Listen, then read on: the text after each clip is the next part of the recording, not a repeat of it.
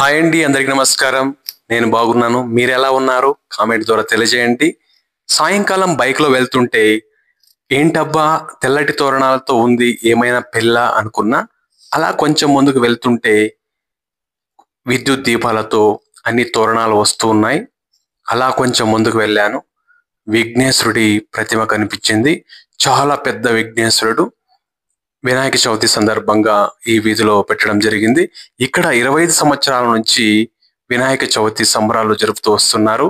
So ఈసారి చాలా పెద్ద ప్రతిమను ఇక్కడ పెట్టడం జరిగింది. చూడగానే రెండు కళ్ళు సరిపోవు, అంత అద్భుతంగా స్వామివారి ప్రతిమ ఉంది.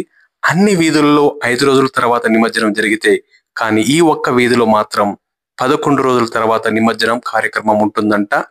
ఏమైతే ఏమి, విఘ్నేశ్వరుని చూశాక ఏదో మనసుకు తెలియని సంతృప్తి, సంతోషం కలిగింది. విఘ్నేశ్వరుడితో పాటు మహావతార నరసింహస్వామి భక్తులను ఎంతగానో ఆకట్టుకుంటోంది.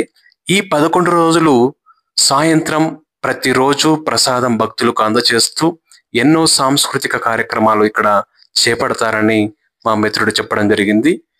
విఘ్నాలను తొలగించే విఘ్నేశ్వరుడు, జ్ఞానం ఐశ్వర్యం ప్రసాదించే గణనాథుడు మన జీవితాల్లో సుఖశాంతులు నింపాలని నేను మనస్ఫూర్తిగా కోరుకుంటున్నాను.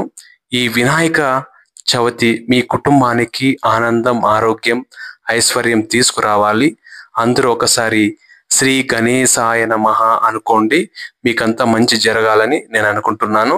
ఓం నమో గణేశాయ నమః. ఇది మిత్రమా ఈరోజు వీడియో.